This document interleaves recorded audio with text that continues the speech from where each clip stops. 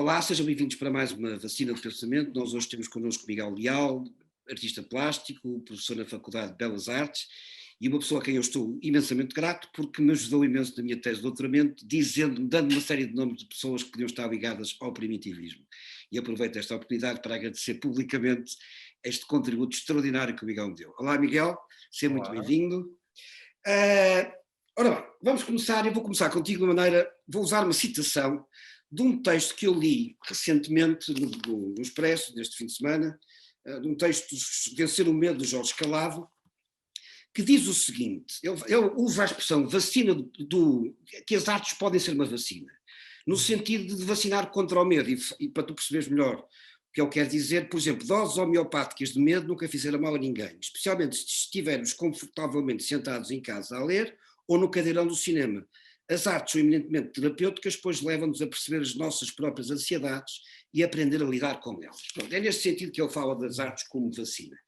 E eu pergunto imediatamente, tu achas que as artes podem ser uma vacina, um vírus, uma bactéria? Diz-me.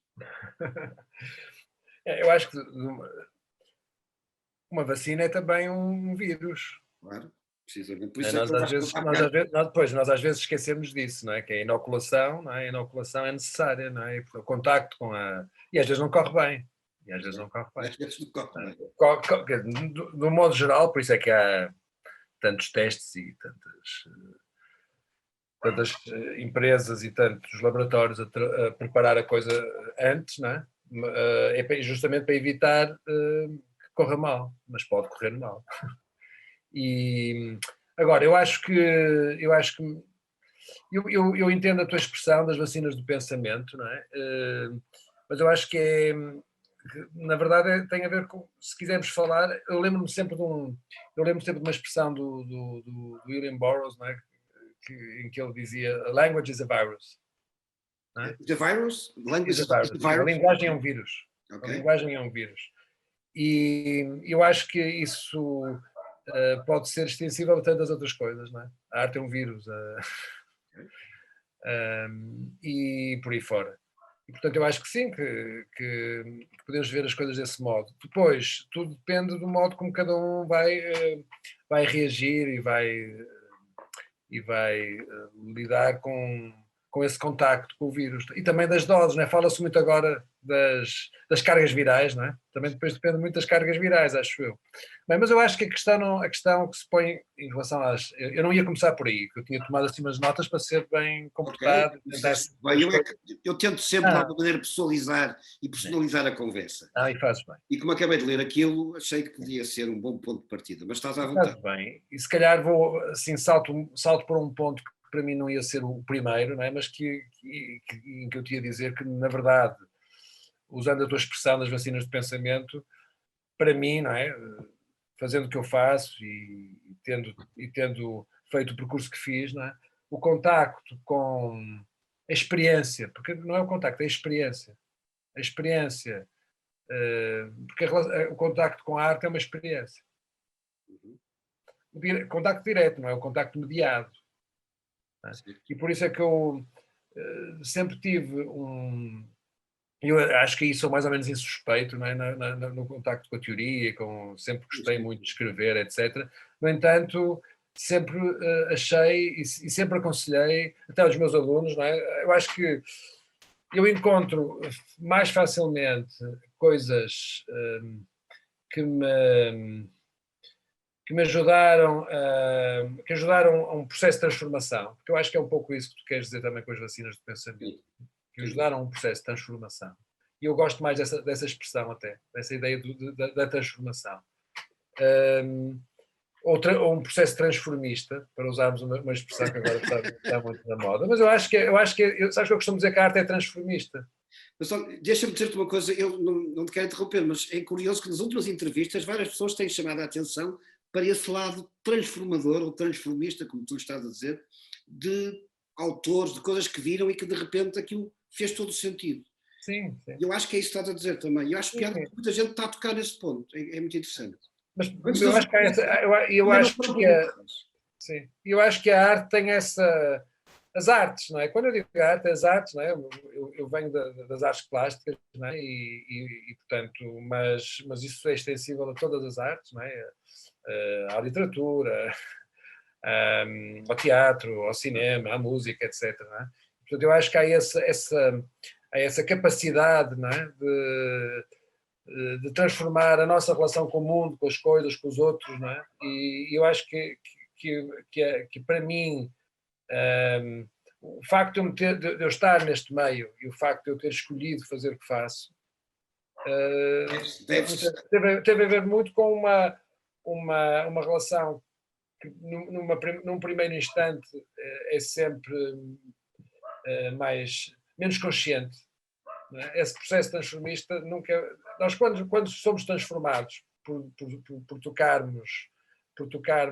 Eu acho que é assim, quando nós somos vacinados, a maior parte das vezes não sentimos nada. Não é? Aquilo é uma coisa que não tem. Se não tivermos fobias, não é? Aquilo, e é bom que assim seja, é bom que assim seja. É. Agora, aquilo provoca uma transformação e provavelmente nós só vamos ter consciência disso num outro momento qualquer, não é? E eu acho que muitas vezes passa-se isto, não é? Tu gostas muito de psicanálise, não é? E há uma ação diferida, muitas vezes, neste processo, que eu acho que é uma coisa clara, não é? Para mim, não é? E a consciência da pergunta que tu fazes agora, que obriga a fazer uma introspeção e uma retrospeção. Retrospeção. Uma introspeção. E retrospeção, eu queria dizer retro, sim. Exatamente, uma retrospeção. É obviamente uma coisa muito traiçoeira, não é? Porque como olhar para aquilo que foi importante para nós, desde o momento em que nós começamos a construir aquilo que somos, não é? Portanto, e olhar para trás, e agora estamos a olhar a partir do ponto em que estamos agora. Portanto, Agora, eu tenho uma consciência muito, muito clara de que, para mim, há qualquer coisa que é mais ou menos longitudinal, não é? Que acompanha este processo todo, que tem a ver com o imaginário e com a construção do imaginário e com o modo como o contacto com a literatura, o cinema, a televisão. Foi adubando esse imaginário. Esse imaginário foi e é fundamental, não é? E é fundamental, em camadas que se vão sobrepondo e que se vão transformando. Esse também é um processo de transformação. E aí olharmos, por exemplo, eu acho que a ficção para mim foi sempre muito importante. Até mais do que a poesia, não é? A ficção para mim foi sempre muito importante. E a ficção nas suas várias dimensões. E repara que eu não diria isso provavelmente há 30 anos ou há 40 anos, mas agora digo, não é? Porque há muito aquela velha dicotomia ficção, documentário, não é? Etc., que eu acho que é uma falsa dicotomia, não é? Digo eu, agora com mais consciência das coisas. E eu acho que também a própria ficção que se encontra no documentário, o próprio modo, ou aquilo a que nós usualmente chamamos de documentário. Portanto, quando eu chamo de ficção, não estou a falar necessariamente de um romance, não estou necessariamente a falar de uma soap opera ou de um filme,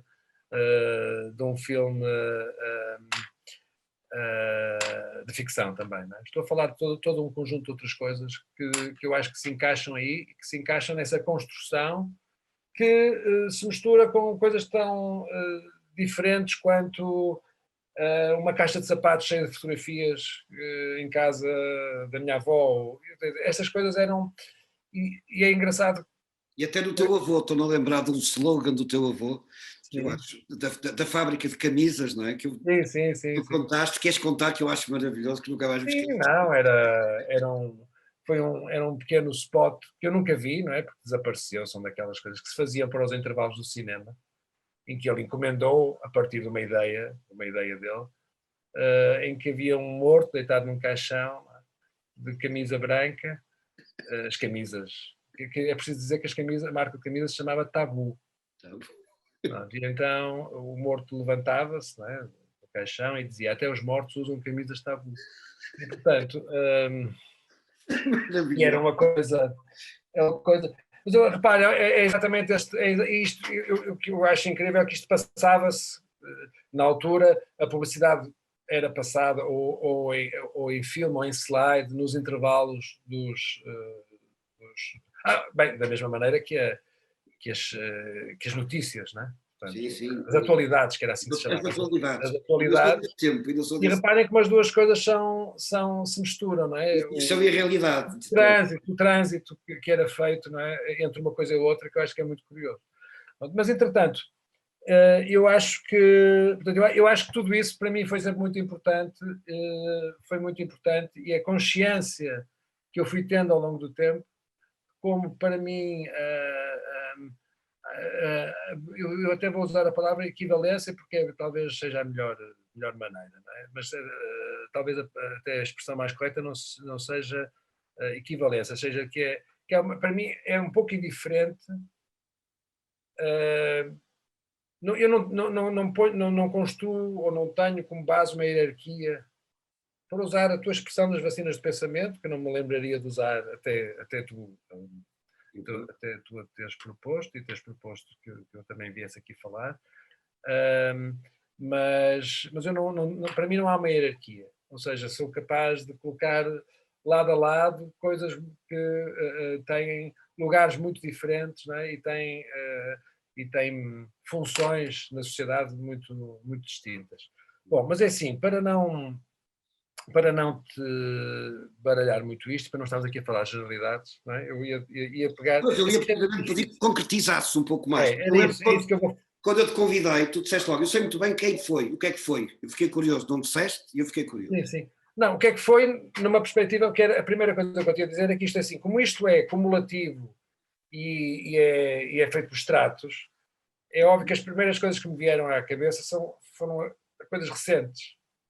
Porque eu acho que uma das coisas que eu acho que nos caracteriza a todos, mas que me caracteriza a mim, não é? Eu tenho consciência disso, é esta ideia de que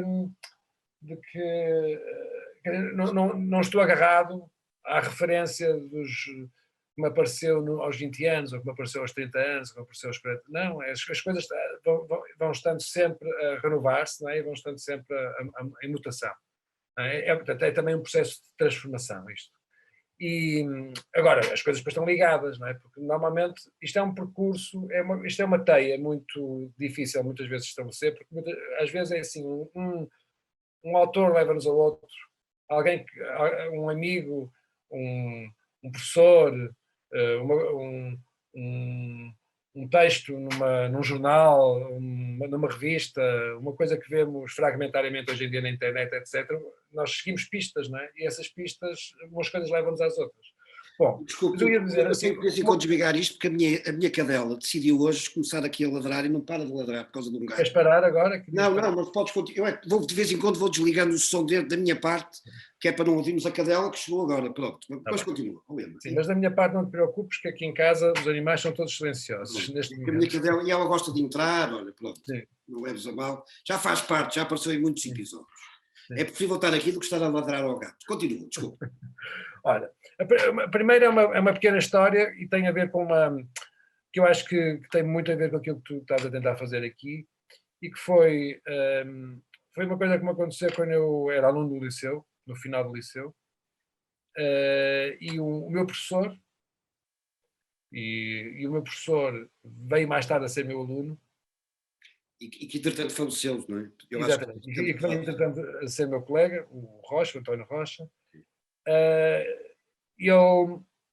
O meu professor de História da Arte, julgo eu, um dia veio ter comigo na aula e pôs-me um livro em cima da mesa. Eu acho que vais gostar disto.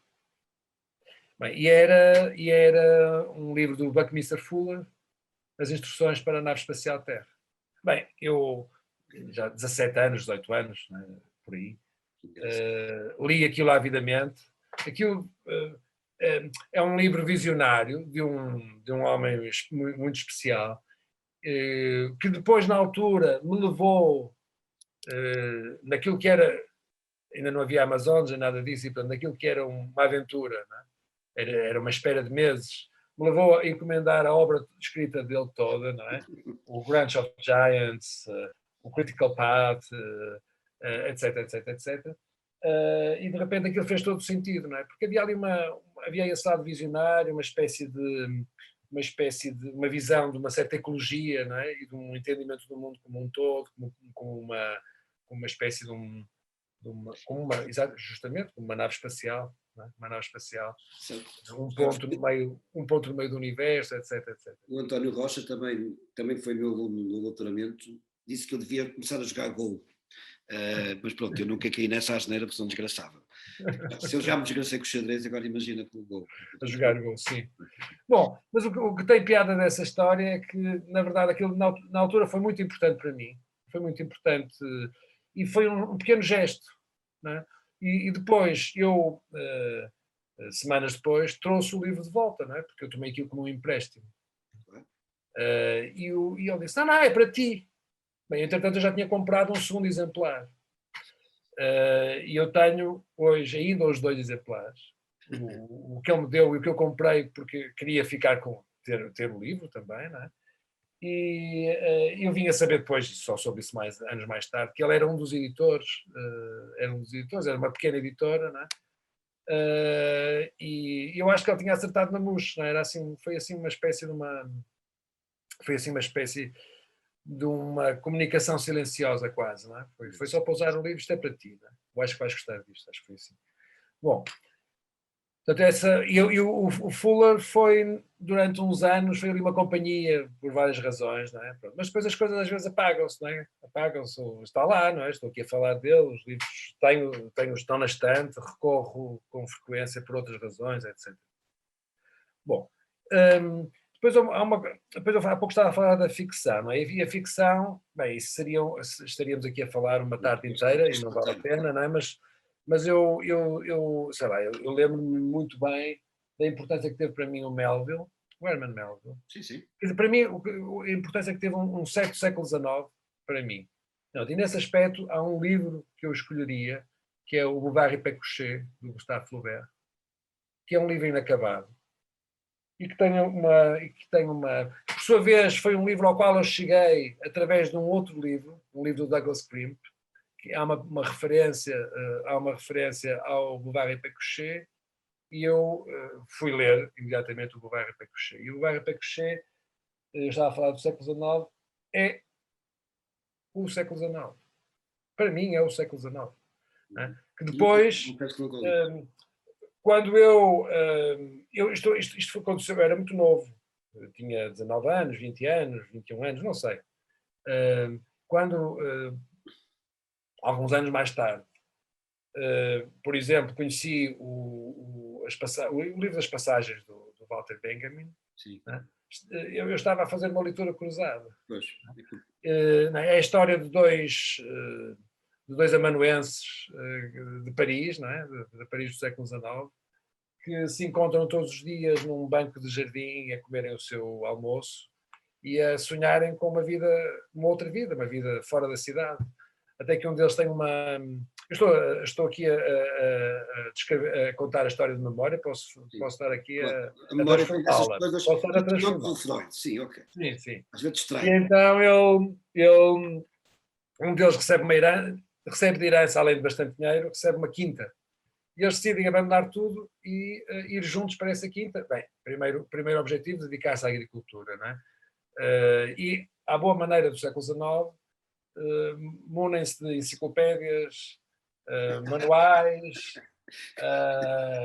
do borda d'água lá do sítio, Lá não é? do sítio. E falham redondamente, não é? Descobrem que não têm vocação para agricultores, que aquilo não é possível. E, entretanto, sempre com a mesma base física, que é a tal quinta, não é?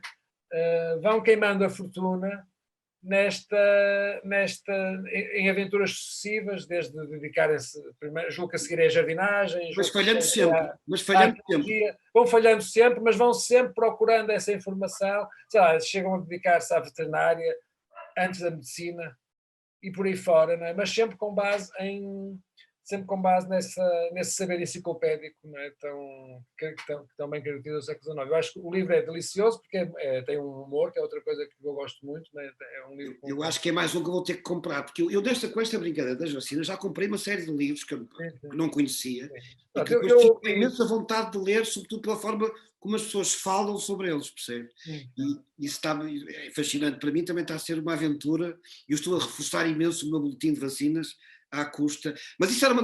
Já agora deixa-me fazer esta pergunta, porque nós temos um amigo em comum que me está sempre a telefonar e a dizer: olha, mas tens que perguntar aos teus convidados porque é que aquilo foi uma vacina. Sim, sim. Sabes que é o que eu estou a falar? Sim, sim. E Sei, muito bem. porque é que tu achas que foi uma vacina? Agora aproveito e faço-te a pergunta. Mas, eu acho que é uma vacina. Primeiro, porque eu acho que nós, nós, nós ainda estamos muito marcados pelo século XIX. Com Okay. tudo o que aconteceu depois do século XIX, quer dizer, repara, eu fui ouvindo algumas As minhas vacinas. não todas, mas algumas destas sessões, né? E percebemos o quão o século XIX ainda tem um peso No meu muito. caso, então, foi imenso. No meu Bom, caso, e então, repara, e muitas das pessoas com que tu tens conversado são pessoas da minha idade, um bocado mais velhas, não é? E, portanto, nós às vezes esquecemos o que é que isso significa em termos geracionais, em termos de formação, e quem é que os formou, não é? Porque isto depois é assim, isto é um processo. claro, E, certíssimo. portanto, quando nós ouvimos toda a gente, há muita gente que refere Freud, Marx, não é? Engels, Hegel, quer dizer, começamos a perceber o peso que o século XIX tem aqui. E assim, eu acho que há qualquer coisa que este livro tira-nos desse pensamento mais ortodoxo para nos dar uma visão heterodoxa do que é que foi o século. Porque a ficção tem isto. A ficção é, por natureza, o lugar da heterodoxia. Porque há uma liberdade muito grande de levar as personagens e os acontecimentos para outros sítios. E, portanto, na ficção tu não tens que respeitar Justificar. nenhum protocolo Claro. de acerto Académico. com a suposta realidade, não é? Claro. Podes ir noutros sentidos. Mas nesse sentido, por exemplo, há um livro. Eu nunca gostei muito de ficção científica, não é? Mas há um livro que eu gosto muito e que me chegou através até de um aluno, que foi que é o The Illustrated Man, do Ray Bradbury. E o The Illustrated Man para mim é um livro que combina uma coisa para mim que para mim é fundamental, que é a relação entre o texto e a imagem, a relação entre a palavra e a imagem, entre a língua e o olho. Eu acho que estas duas coisas são muito importantes. É um homem totalmente tatuado e essas tatuagens contam histórias e há um espaço vazio no corpo dele na qual nós projetamos o nosso próprio futuro se olharmos para esse espaço vazio. Pronto, e, portanto, aquilo permite depois contar uma série de pequenas histórias, não é? A partir do olhar de outros para esse espaço vazio, que é a única parte do corpo dele que não está tatuado. O corpo dele É uma espécie de ecrã de cinema em que nós também projetamos. Exatamente. Projetivo. Eu acho que essa ideia projetamos. eu acho que essa relação, eu acho que esse livro interessa-me menos pelas histórias que são contadas depois a partir disso, mas interessa muito por aquilo que ela nos oferece sobre o poder perspectivo das imagens. Nós normalmente olhamos para as imagens e pensamos sempre também que elas remetem para um registro, isto foi, bem, enfim, O lado mimético. a própria história da fotografia, etc. Sim. A mim interessa-me muito mais pensar como as imagens, como há um futuro. Okay. Há um futuro plasmado nas imagens, não é? Que é sempre esta ideia de que elas são perspectivas, não é? E elas falam-nos sempre de qualquer coisa e, portanto, nesse jogo, eu tinha aqui este livro de Flaubert que eu estava a referir e outros que eu teria aqui para falar. Tu depois podes sempre, quer dizer, não temos que falar dos livros todos, uma das coisas Não. Eu ia falar de um outro autor que é um força, autor... Força, mas deixa-me só explicar-te isto. Eu normalmente o que eu peço depois às pessoas é que mandem uma pequena lista até de outras sugestões que querem incluir, mas não tiveram tempo de falar sobre elas. Que é para isto não ficar... Acho que estas que eu vou dizer, o que eu estou a dizer, acho que seriam suficientes. Mas há um autor que é o Sebald, não é? Okay. Que é um autor que eu descobri mais recentemente, nos últimos 10, 15 anos, não é? que eu li mais recentemente, e que combina muito bem. Olha, mais uma vez, eu acho que ele é um filho da guerra, não é? É um filho da guerra, ou seja, ele nasce em plena Segunda Guerra Mundial, é alemão, depois, no final da adolescência, vai estudar para a Inglaterra e nunca mais volta para a Alemanha, a não ser pontualmente e para visitar a família, etc. E, portanto, escreve sobre a Europa e sobre a história da Europa, a mais recente, mas, sobretudo, nessa mesma lógica de que o século XIX nos permite pensar com muita clareza aquilo que somos hoje, não é? E que a geração dele viveu diretamente. E há um livro dele que se chama Austerlitz, e o Austerlitz é uma personagem, não é? Que ainda mais leva o nome, não é? da batalha, não é? Da batalha de Austerlitz, e portanto é um livro de viagens em que nós não percebemos muito bem. Eu diria que é um livro de viagens, atenção, sou eu a dizer, não é? É um livro de viagens, porque é qualquer coisa, é um bocadinho peripatético o livro, não é? Ou seja, vai-se andando, e os livros dele são todos um bocadinho assim, vai-se andando pela Europa, ele vai andando pela Europa e vai, a pretexto de uma imagem, de um bilhete de comboio, de uma pequena numa placa que ele encontra numa casa, etc, etc, etc. Ele vai contando pequenas histórias, né? E essas pequenas histórias vão se encadeando umas nas outras, né? Mas claro que depois há aqui esta personagem, o Austerlitz, né? Que é cuja mãe terá morrido num campo de concentração para judeus, e Terezin, né? E há uma parte muito bonita do livro, porque a certa altura ele vê um filme que foi um filme de propaganda feito pelos nazis em Terezin, que era na República Checa, e ele tem a sensação de que vê no filme a mãe, da qual ele já não tem propriamente memórias, né? E então vai à procura de informação que lhe permita reconstruir um bocadinho aquilo que aconteceu à mãe até o momento de ser presa, não é? De estar presa, de ser enviada para o campo de concentração, e o que é que lhe terá acontecido, etc. Portanto, mais uma vez, cruzam-se aqui imagens, cruzam-se aqui uma série de coisas que me cruza-se o cinema. Estás a lembrar um filme do Chris Marquet, que estava-me a lembrar, que todo o filme é feito de imagens e há um momento ali em que há uma... Sim, é o Lajeté. É o Lajeté.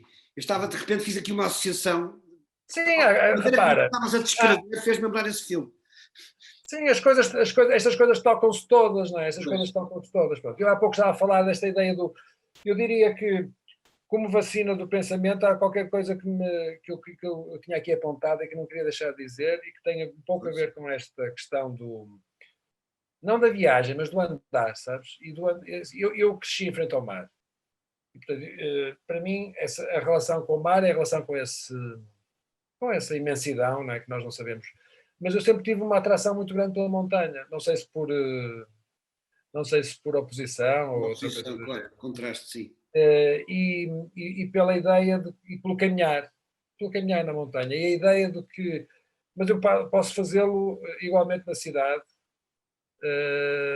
e ter efeito... Isto pode ter efeitos similares, não é? E, portanto, essa ideia, que é literalmente peripatética, não é? E essa ideia que é o andar por aí, não é? O andar por aí. Errância, não é?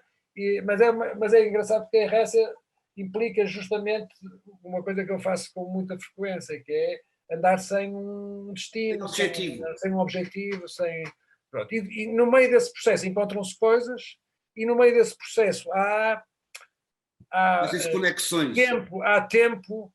Há Acho tempo e espaço para se pensar. Eu acho que isso é muito Eu importante. também percebo perfeitamente, porque eu já escrevi uma série de artigos a caminhar. A É, caminhar. Mas, é é incrível. assim, Eu nós começo a somos, caminhar, a andar somos uns verdadeiros idiotas, no sentido em que temos sim, imensas no bom ideias, sentido do termo. No bom sentido do termo. no bom sentido do termo. Pronto, aí o Bruce Chatwin, para mim, foi muito Ok. importante. A ficção, mas repara, foi uma coisa também muito juvenil, mas foi uma coisa que ficou sempre lá, né? Porque é uma coisa eh, que é romântica, sabes? Aquele romantismo que ele tinha, né? Da, ehm, de acreditar que nós, seres humanos, éramos, na origem, naturalmente nómadas e que a sedentarização era uma coisa contra a natura, se é possível dizer assim, não é? Pronto, para mim foi uma coisa sempre muito, muito importante. Bem, eu depois queria dizer, mais, posso ainda tenho tempo? Ainda tens tempo, pá, eu dou-te o Ou tempo queres, todo. Eu só não quero muitas vezes é que a conversa fique muito extensa, porque depois sim, não é tomada, percebes? claro, Porque já claro, claro. percebi isso. Mas, opá, eu por mim, ficava aqui o Não, resto ia do só, dia a não, falar ia só contigo. dizer-te, portanto, há essa ideia de que primeiro veio a ficção e depois só veio o resto, não é? Que para mim é muito importante. Mas quando eu digo, por exemplo, no cinema, se me perguntasses qualquer coisa que me marcou muito, e é difícil porque eu vi muito cinema, sempre vi muito cinema, mas a certa altura o Abbas Kiarostami para mim foi muito importante. E repara que aqui começamos a ter uma coisa que eu encontrei depois nas artes plásticas, ou encontrei a certa altura também nas artes plásticas, foi um contacto com uma espécie de uma, de uma via que não é a via dominante do discurso, por exemplo, da história da arte. Não é? Que hoje em dia já foi mais ou menos incorporada e que é por exemplo, a arte brasileira. Ou seja, uma série de artistas brasileiros dos anos 50, 60 e 70. Não é? Quando eu os descobri no início dos anos 90, para mim aquilo de repente fez todo sentido, não é? Porque eu tinha uma atração muito grande pela arte conceptual dos anos 70. Sim. Mas havia qualquer coisa de muito frio e muito cerebral naquilo. E faltava qualquer coisa dessa relação com o corpo e E os com a. brasileiros conseguem. E os brasileiros trouxeram Os isso. brasileiros conseguem. E, portanto, para mim, um, o que eu acho que o contacto com a obra do LOTC, que é da Lígia Clark, Sim. do Cilo de Meireles, que eu tive a felicidade também de conhecer e falar com ele, etc., da Lígia Papo também, etc., foi justamente essa capacidade de me vacinar contra uma, uma visão demasiado eurocêntrica e, e mesmo masculina também. Masculina, quando eu digo aqui masculina, é mesmo esta ideia do lado esquerdo e do lado direito do cérebro. Não é Ok. só, não é só o masculino, não é só o masculino que tem a ver, que nós também podemos discutir, não é? Sim. E que tem a ver com uma posição patriarcal, não é? Não é só isto, não é? É também essa outra dimensão que me pareceu, para mim foi muito importante. Bom, isso depois ligou-se começou, e de repente isto é tudo como uma espécie de um jogo em que as peças encaixam, não é? Quer dizer, eu sempre tive uma relação muito forte com o Deleuze, não é? Sim. E a dois níveis, a um nível um bocadinho mais epidérmico e de descoberta, não é? E depois, a certa altura, fui aluno do José Gil durante 2 anos, justamente por isso, não é? E de repente tive ali um outro contacto mediado, não é? Mas ao mesmo tempo também mais trabalhado, não é? Mais fino, que foi para mim muito importante, não é? E de repente, isto é uma das minhas coisas mais recentes, e os livros todos os livros têm uma história, não é? Têm uma história, ou seja, eles chegaram até às nossas mãos por alguma razão. Claro, Por claro. isso é que eu comecei com aquela história, ou era a história com que eu queria ter começado, não é? Do livro do Buckminster Fuller, não é? Sim. Que o António Rocha me põe em cima da mesa, não é? Há sempre uma história. Nós chegamos, não é? Uma coisa leva à outra, há sempre uma história qualquer. Pode ser um acaso, pode ser, comigo é muito raro, uma obrigação. A minha memória é que eu sempre que fui obrigado a ler, Não gostaste? não é, não gostei, de modo geral não lia. O quê? Não lia. Não ligas. Ou seja, por isso é que eu fui sempre muito, cá professor, não é? Mas fui sempre muito refratário, não é? Em relação a essas coisas. Mas, olha, a história é, eu andei a viver aqui entre o Porto e a Alemanha durante uns tempos, não é? E estava entre sempre uma semana aqui, uma semana em Berlim, uma semana aqui, uma semana em Berlim, e uma das coisas que de repente redescobri, que já tinha também tido essa experiência noutras cidades, é de repente descobri esse prazer de entrar nas livrarias e de descobrir coisas, etc. E no bairro onde eu vivia, havia uma livraria Um turco, de um sim. turco, sim, de um turco, que era uma daquelas livrarias onde entravas praticamente todas as semanas, eles tinham montas temáticas, etc. E todas as semanas havia sempre de descobrir qualquer coisa, porque de repente saía dos fundos, não é? Saía qualquer coisa para a frente, não é? E havia. De repente, eu não era um autor que eu desconhecesse de todo, mas nunca tinha lido aquele livro nem daquela maneira. Que de repente encontro um livro em inglês de um autor brasileiro, um antropólogo, que é o Eduardo Viveiros de Castro. Sim, E de repente, sim. bem, eu compro o livro, e compro o livro porque eu disse, não sei, o livro olhou para mim, eu olhei para o livro, eu li qualquer coisa, não é?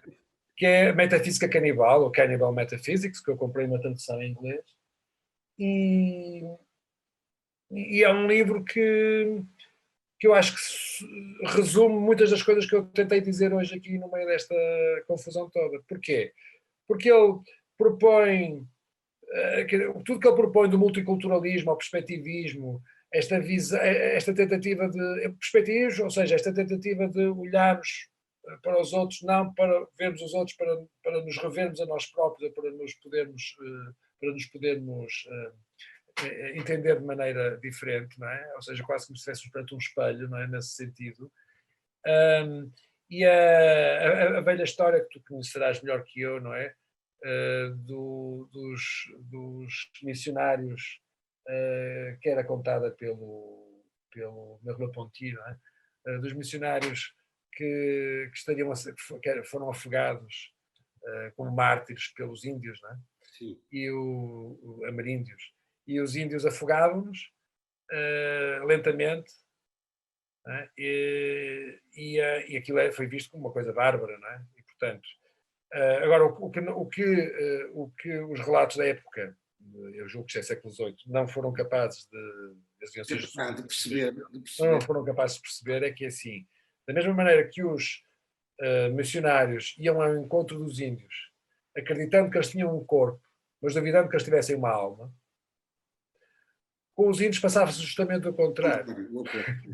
E, portanto, aquele processo era um processo de... Eles, como duvidavam que eles tivessem um corpo, eles queriam perceber se aquilo flutuava, se eles flutuavam ou não, e se fossem ao fundo era a prova de que tinham um corpo, tinham uma massa, não é? Sim. Portanto, eram duas realidades impossíveis de se encontrar, não é? E, portanto, dois mundos, duas perspectivas completamente distintas. Eu acho que a Metafísica Canibal, do Eduardo Viveiros de Castro, para mim é um livro que é um bocadinho... eu li-o numa tradução inglesa, portanto eu não sei como é que será em português do Brasil, provavelmente é mais fluido. Parece-me um livro às vezes um bocado mastigado em termos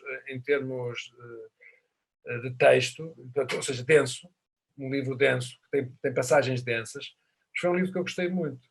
É engraçado porque eu entrevistei o Miguel Valde Almeida, ele também faz referência a Viveiros de Castro, depois faz também daí, parte para outros, mas nas últimas entrevistas tem aparecido aqui uma série de aspectos que coincidem, eu acho piadas, estou a achar fascinante estas coincidências, estas Sim, quer dizer, é natural, porque eu acho que há sempre um ar dos tempos, não é? E há coisas que andam, quer dizer, eu acho que estas questões, repara, depois às vezes é assim, eu não desconhecendo o trabalho de Eduardo Viveiros de Castro, não é?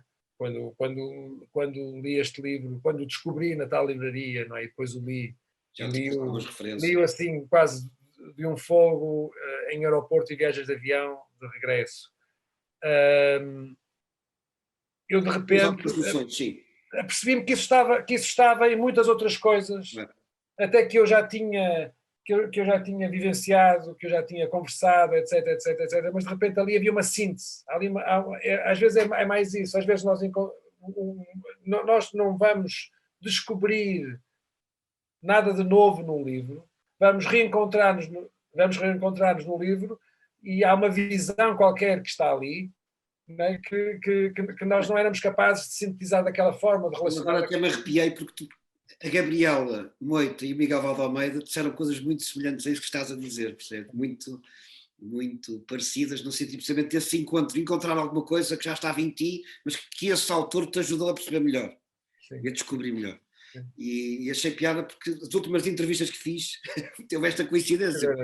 E olha, eu como não as ouvi... ainda não estão publicadas. Pronto, ok, então está bem. Então, não estão publicadas, vão para o ar esta semana. Por isso, achei muito fascinante isso. Sim. Miguel, olha... espero que isto não tenha sido... primeiro, demasiado longo e segundo, demasiado confuso, mas não, eu acho que não, eu acho que... Eu tentei que isto tivesse assim uma espécie de... Vamos ouvir depois o que é que o nosso amigo em comum diz. Sim, vamos ver. É muito crítico. É muito crítico. E já agora, aqui a correção, normalmente sou eu que lhe telefono, não é ele que me telefona a mim. Vamos já ser corretos. Sou eu que lhe telefono e ele depois vai-me fazendo estas reclamações, que eu agradeço imenso, porque eu gosto de ter muito feedback dele. E portanto, vamos ver o que é que ele diz. Eu também estou muito curioso de saber o que é que ele vai dizer depois disto acabar também. Olha, Miguel, muito obrigado por esta participação espetacular, gostei imenso e um grande abraço. Fica bem. Um grande abraço.